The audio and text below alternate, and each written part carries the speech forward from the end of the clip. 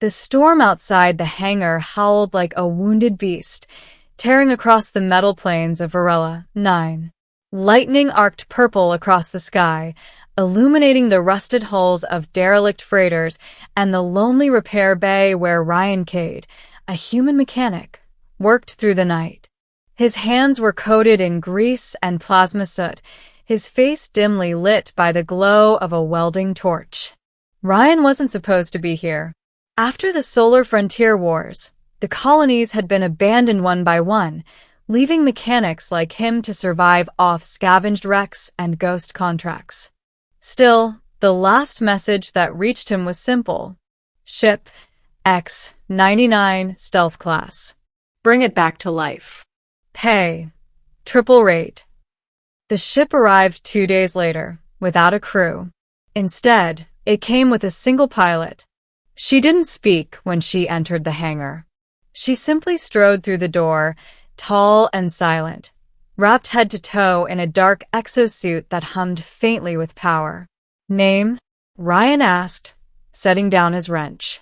Call me Vera, she said, her voice metallic through her helmet's modulator. There was something about the way she moved, precise, almost too fluid. The exosuit looked unlike anything human-made. Its armor was organic in shape, with faint veins of light that pulsed like a heartbeat. He'd seen all kinds of combat rigs in his life, but never one that breathed. Triple pay, right? Ryan said, masking his curiosity with a smirk. Vera tilted her head. If you can make her fly again.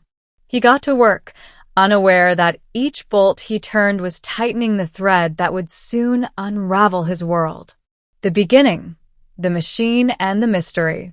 Days passed. Ryan repaired the engines, patched plasma lines, and replaced corroded AI cores. All the while, Vera watched, never sleeping, barely speaking. She stood by the ship as if guarding something sacred.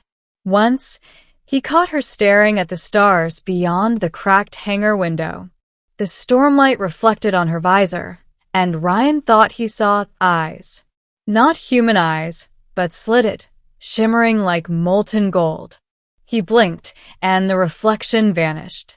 On the fourth night, he couldn't take it anymore. You military? He asked, breaking the silence. No. Then what are you? A survivor, she said softly. Same as you. Her words hung in the air like the echo of a gunshot. That night, he dreamed of burning skies and silver-winged beings falling from orbit. The middle, cracks beneath the metal. By the seventh day, the X-99 was almost ready. Ryan connected the final power conduit, and the ship's reactor came alive with a deep hum. Blue light flooded the hangar. Vera stepped closer. You've done it. Of course I did, he said with a grin. I don't fail ships or people who pay on time. For the first time, she seemed amused. You're confident. That's rare here. He wiped his hands. Confidence keeps the fear out. Something flickered in her gaze, or maybe in her helmet's visor. Fear is a human luxury, she said. That line haunted him. Humans felt. Humans feared. Was she saying she wasn't human? Later, as he ran diagnostics, he heard her muttering softly near the ship's core, words not in any human language. The air shimmered faintly around her. The exosuit glowed brighter. Vera, he called. She didn't answer. Instead, her voice grew distant, resonant, layered like a chorus. They will come for me soon. The veil between worlds thins. Ryan froze. Who will? The ones who made me. Before he could respond, the power grid surged violently. Sparks rained from the ceiling. The ship's AI flickered to life on its own, whispering fragmented data streams. Signal detected entity. Unknown species mismatch detected. Then everything went black. The turning point. The unmasking. When Ryan woke, the hangar was dark except for a dim blue glow. Vera stood over him. Her armor was cracked along one arm, leaking faint streams of silver vapor. "Stay still," she said. The reactor backlash hit us both. "You're hurt," he said, reaching for his toolkit. "I can't be repaired by your tools." He frowned. "What does that mean?" She hesitated. Then, as if making a decision she had avoided too long, she whispered, "Wait, I'll take off my exosuit." Before he could protest, the armor plates along her body unfolded like petals, hissing with escaping energy. The sleek shell peeled away in segments, revealing luminous skin beneath, smooth, metallic, yet alive. Veins of light pulsed through her form, and her eyes shone like twin suns. Ryan stumbled backward, breath caught in his throat. "You're not human." "No," she said, voice now clear and melodic. "I am Variel, last of the Alindra. We built the gates between stars. We watched your kind from afar until war tore the void apart." He tried to speak, but awe swallowed his words. "You should have left me to die," she said softly. "Your kind hunts mine." "I'm not my kind," Ryan said finally. "I'm just a mechanic." She smiled, a small, sad expression. "And yet you fixed what no other human could. That's why I trusted you." The revelation, the heart beneath the metal. They spent the next few hours rebuilding what the surge destroyed. Ryan worked while Variel guided him, her glowing hands merging seamlessly with the ship's systems. Together, they brought the X-99 back to life, not as a weapon, but as a vessel capable of crossing dimensions. As dawn broke over the stormy horizon, Ryan asked the question that had been burning in him since she unmasked herself. "Why risk coming here? You could have stayed hidden." Her golden gaze softened. "Because something was calling me. A signal from this world. Your world.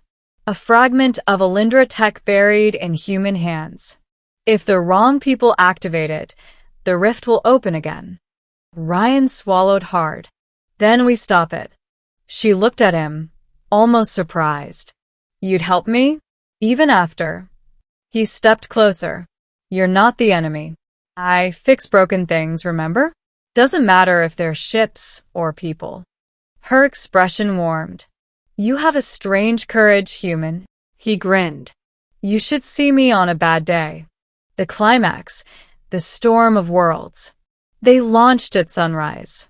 The X-99 roared through the upper atmosphere, engines burning bright. Below, the world of Varela, 9 trembled as a dimensional rift opened, an enormous tear of light, releasing shadowy forms that screamed like metal twisting in agony. Variel reached for the ship's controls, merging her luminous hands with the interface. "They've found us. Then let's give them something to regret," Ryan shouted, gripping the auxiliary throttle. The ship surged into the rift, streaking through blinding waves of energy. Inside, reality fractured. Ryan saw glimpses of ancient worlds, crystalline beings, and the dying embers of the Alindra civilization. Ariel's glow dimmed as she poured her essence into stabilizing the path. "You'll burn out," he yelled.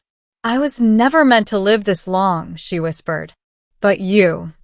"Don't you dare," he growled, pulling her hand from the console. "You said you trusted me. So trust me now." He rerouted the energy through the ship's hull, redirecting it into the core. The vessel screamed, but held together. The rift began to collapse behind them, sealing the invading entities inside. The last thing Ryan remembered was her voice, soft and luminous. "Thank you, Ryan Cade, for fixing what was broken." The ending, the echo of light. When he awoke, the hangar was silent once more. The X-99 sat pristine, as if untouched by battle. But Variel was gone.